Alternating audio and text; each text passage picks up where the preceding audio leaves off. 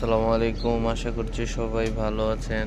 তো অনেক দিন, প্রায় টানা 3-4 দিন বৃষ্টির পরে আজকে এই যে দেখতে পাচ্ছেন একটু রোদ উকি দিয়েছে, পুরোপুরি ওঠেনি, তাই কবুতরগুলোকে এখনো ছাড়িনি। আকাশে এখনো মেঘলা ভাব আছে।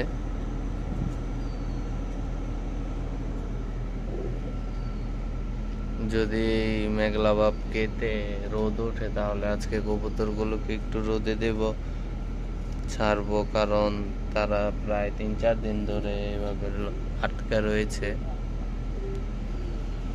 তো সবাই জানেন এখন ভাদ্র মাস, ভাদ্র মাসে কবুতরকে আস্তে আস্তে বের করতে হয়, রোদ খাওয়াতে হয়।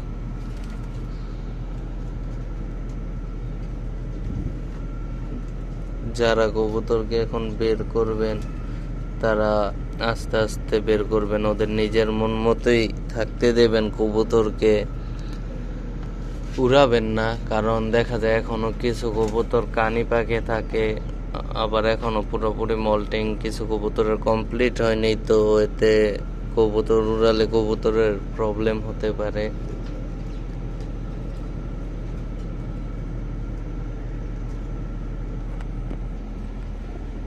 তো এখন কবুতরকে রোদে দেওয়ার সময় একটা জিনিস সবার খেয়াল রাখতে হবে, যে কবুতর যাতে রোদটা পরিমাণ মতোই ও নিতে পারে, ওকে দেওয়া যায়। কারণ বেশি রোদে কবুতরকে রাখলেও প্রবলেম হতে পারে।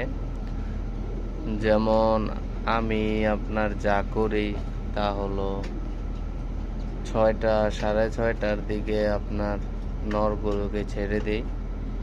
তো নরগুলোকে ছাড়ার পরে 8:30টার দিকে নরগুলোকে ভিতরে ঢুকিয়ে ফেলি, লক করে ফেলি। তারপর আপনার 8:30 বাজে আবার এই যে মাদিগুলোকে ছাড়ি। তো এগুলোকে আবার 10টার ভিতরে আমি লক করে ফেলি। তো লক করার পরে দেখা যায় কবুতর যেদিন বেশি তাপমাত্রা থাকবে রোদের, ওই দিন আপনারা যেমন একটু স্যালাইন দিতে পারেন, গ্লুকোলাইট জাতীয়। তো ভাদ্র মাসে এই জিনিসগুলো সবাইকে খেয়াল রাখতে হবে,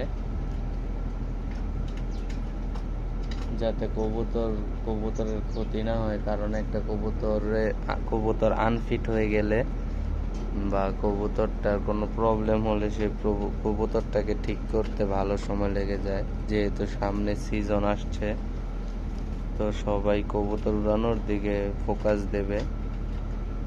ওই অসুস্থ কবুতরটা অসুস্থ হয়ে গেলে ওইটাকে ঠিক করতে আলাদাভাবে সময় দিতে হবে আপনাদের অনেক। তো সবাই যাই করবেন পরিমাণ মতো করার চেষ্টা করবেন, তার কিছু বেশি করতে গেলে কবুতরের প্রবলেম হয়ে যেতে পারে। তো আজকে এই বিষয়ে ভিডিওটা ছিল। এই যে দেখতে পাচ্ছেন রোদটা পুরোপুরি উঠে গিয়েছে। তো এখন আমি মাদিগুলোকে ছাড়বো। তো আজকে এই বিষয়টা নিয়ে সবাইকে জানানো ছিল। তো সবাই ভালো থাকবেন, যার যার কবুতরের খেয়াল রাখবেন। আসসালামু আলাইকুম।